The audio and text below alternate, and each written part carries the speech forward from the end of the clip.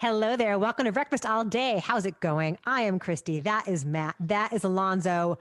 Next up, we are talking about a movie that I love so much, and I'm so excited to talk about it, and I'm so glad that we all saw it. Best movie yet of this young year. It is called Saint Maud. Matt, tell us about it. This movie is a trip. So the movie starts off with something has gone terribly, terribly, terribly wrong in a hospital room. And we see a young woman who we later realize, or we later find out her name is Maud, played by Morfydd Clark. She is Welsh and Swedish, I believe. And she is a caretaker or a carer for Amanda, who has, I believe, leukemia. And she is played by, it's Jennifer Ehle, right? Yeah, which I will admit, as I amazing. watched this movie, I kept thinking like, oh, right, she's the one who tested the vaccine in the Steven Soderbergh movie, Contagion. Yes, she's the voice of reason in Contagion. Right? And this movie is written and directed by Rose Glass. And so Maud gets closer and closer to Amanda. She's very, very devout, Maud is. And Amanda has this history as a dancer and choreographer. And, you know, she's been around. She knows what's up. And she's also, you know, she's dying soon and still wants to kind of live her life. And Maud thinks that she can save Amanda's soul and invites her to pray. And we see that Maud from time to time will kneel down and pray literally in ecstasy. And as the movie goes on, we see her be more and more of, call it an ascetic, in that she's willfully hurting herself to be more holy and feel more. And Maud becomes more and more obsessed with Amanda, does not appreciate who Amanda is hanging out with. And as this movie goes on, we see that Maud is either seeing visions or she's either really talking to God, or she deeply delusional, deeply broken, and it only gets worse. And this movie is a slow burn and terrifying and horrific, and yet also deeply, deeply, deeply tragic. And yeah, I really liked it too. And boy, that very, very, very final shot of this movie just drives the nail right in the coffin. Like, boy, does Rose Glass stick the ending here. This is a hell of a movie. Yeah, it's an A24 horror movie, which I know a lot of people like to shit on, or the idea that you're being sold something that's scarier than it really is. But this movie is... This is existential fear. It's not just a slow burn. It's like a slow tightening of the vice, you know? And by the end of the movie, you're just like, oh my God, what the actual This is what hell? The Turning should have been. Which one was The Right? Turning? Remember The Turning, which is the remake of The Turning of the Screw? The Turn of the... I didn't see it. I heard it was... Oh, yeah. I mean... We saw it. This is what that should... This nails what The Turning of the Screw is supposed to be. Yeah, it's super effective and really kind of, I think it weirdly parallels a lot with, that would be a spoiler. I won't talk about. Yeah, don't do it.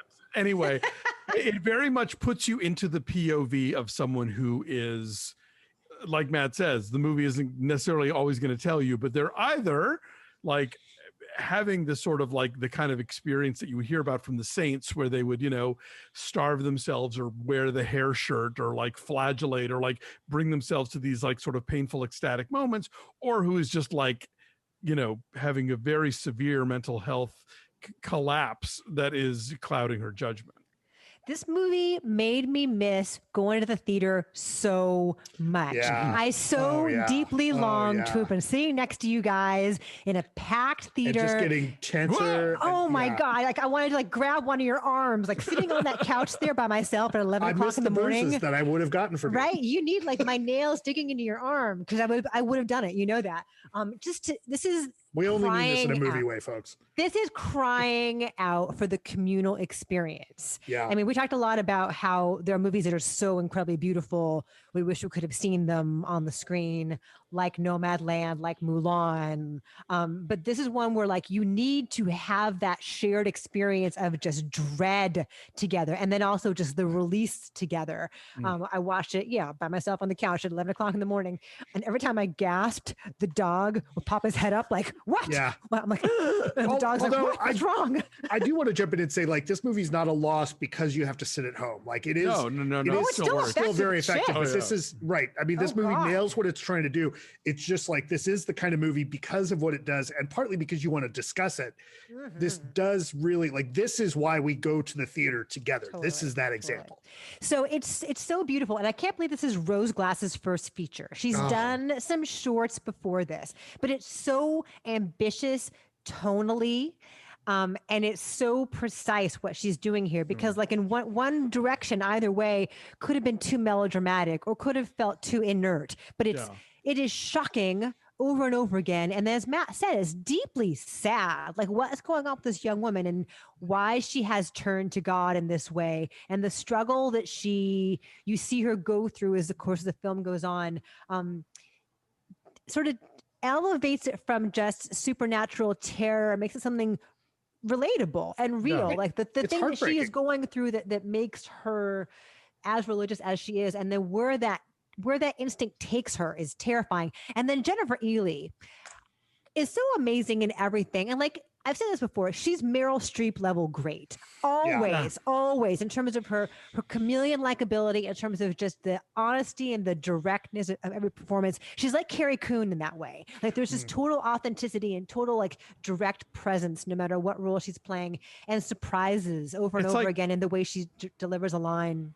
Well, it's like Rosamund Pike before Gone Girl, where you would just see her in these things and she would be so incredible. And you would tell people, oh my God, Rosalind, are you keeping an eye out for this actress? And then how is she not like a major superstar? And maybe it's just that, she quite often gets cast in supporting roles. And this is a juicier supporting role than we usually see her in.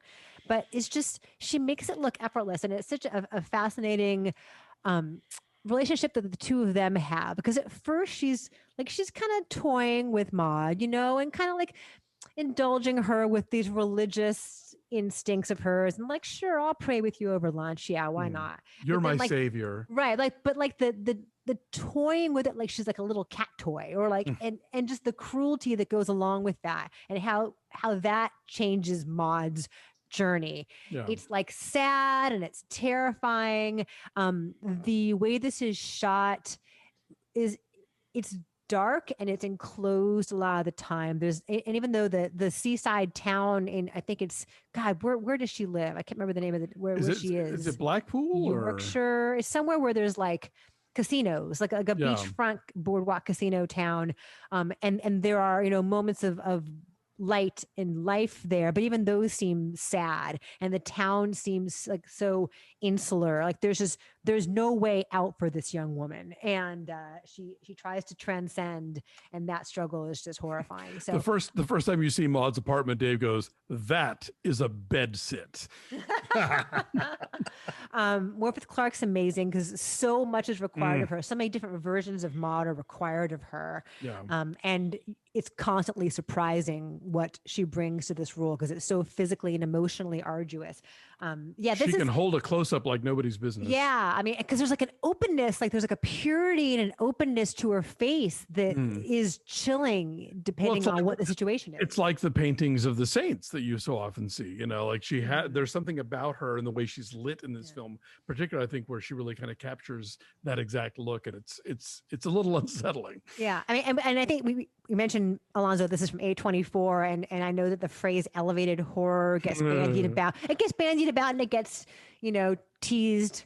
But this is what that is. And if you like movies like Hereditary, like Midsummer, like if that's the kind of movie where it's horror, but so much of it has to do with the deeply unsettling mood. The witch. Yeah, yes, I hate the phrase elevated horror, but if you like A24 horror, this is a good example of it. Yes. So I loved it, and I'm giving it an 8.8. Actually, I'm going to say 9. I'm going to go up to 9. I know numbers don't matter. We'll have the numbers don't matter conversation one of these days. Fine. You know what? Then I was at 7.5, but I'm going to goose mine to 8. Okay. Oh, well, now I'm going up to 9. Okay. So 9 and 9 and 8. So that's an 8.7. 1 and 1 and 2 plus 1. 8.7. All right. Anyway, this is excellent and truly the first great film of the year. And I'm really excited for people to see it. And I look forward to the day that I can go to a theater and watch it again. For sure. Well, thanks everybody for watching. Like this video, subscribe to our YouTube channel, follow us at BeFastAllDay on Twitter, Instagram, and Facebook, and do drop by our Patreon page at patreon.com/BeFastAllDay. A lot of fun stuff exclusively for our subscribers. Right now, we are recapping 2 amazing shows that couldn't be more different: Bridgerton on Netflix and WandaVision on Disney+. So if you want to get that, you got to join our Patreon. Hope you do. Have a good week, everybody. Take care of yourselves and each other, and we'll see you next time. Thanks, guys. Bye.